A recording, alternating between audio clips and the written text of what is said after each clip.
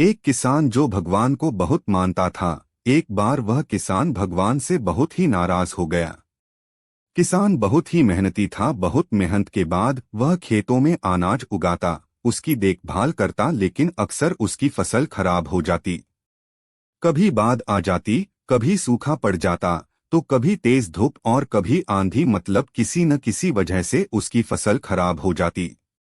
एक दिन की बात है, किसान गुस्से में आसमान की तरफ देखकर भगवान से कहता है, ईश्वर, आपको लोग कहते हैं, सर्वज्ञता मानते हैं, आपकी मर्जी के बिना एक पत्ता भी नहीं हिलता, पर मुझे तो ऐसा लगता है कि आपको तो छोटी सी छोटी बातों का भी नहीं पता है। आपको तो यह भी नहीं पता है कि खेतीबाड़ी कैसे होती है। अगर आपको पता होता तो हर समय जो बाढ़, आंधी और तूफान आते हैं वो फिर कभी नहीं आते।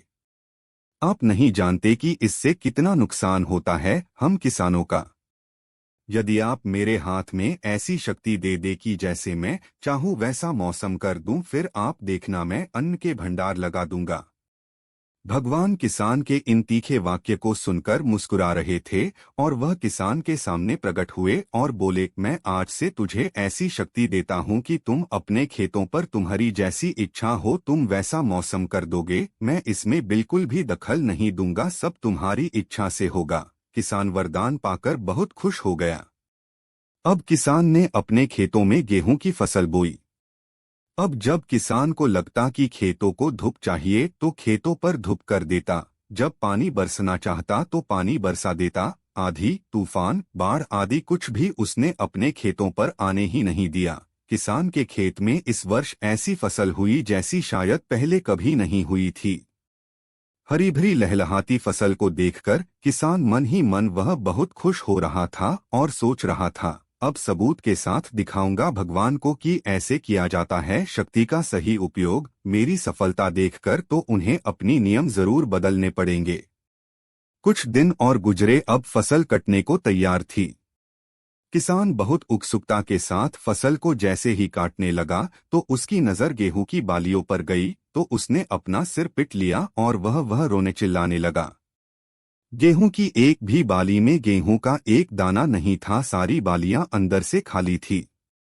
अब किसान बहुत दुखी हो गया। अब किसान ने भगवान को रोते हुए फिर से पुकारा, हे प्रभु, तुमने ये मेरे साथ क्या किया? तुमने मुझे ऐसी सजा क्यों दी? भगवान प्रकट हुए और बोले, पुत्र, ये तो होना ही था, क्योंकि तुमने अपनी फसल को संघर्ष करने का मौका ही नहीं दिया।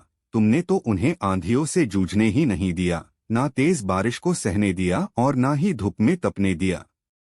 तुमने अपने खेतों को एक भी चुनौती का सामना तो करने नहीं दिया न।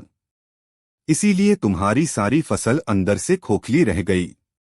जब आंधी, तूफान, तेज बारिश और तेज धूप पड़ती है, तभी ये पौधे अपने अस्तित्व को बचाने के लिए संघर्ष करते हैं। और इसी संघर्ष से जो बल पैदा होता है, जिसमें शक्ति होती है, ऊर्जा होती है, और इसी ऊर्जा पूर्ति को तूने अपने खेतों को करने नहीं दिया। तेरे खेतों में बालियां सिर्फ इसीलिए नहीं फूटी क्योंकि तुमने उन्हें कठिन परिस्थितियों से गुजरने ही नहीं दिया जहां उनके अस्तित्व का जन्म होना था। याद रखना, सोना तब तक सोना नहीं होता है, वह आग में तपने, गलने और हथौड़े से पीटने जैसे संघर्षों से होकर नहीं गुजरता है। कोयले का टुकड़ा भी हीरा तभी बनता है जब वह उच्च दाब और उच्च ताप की मुश्किल परिस्थितियों से गुजरता है।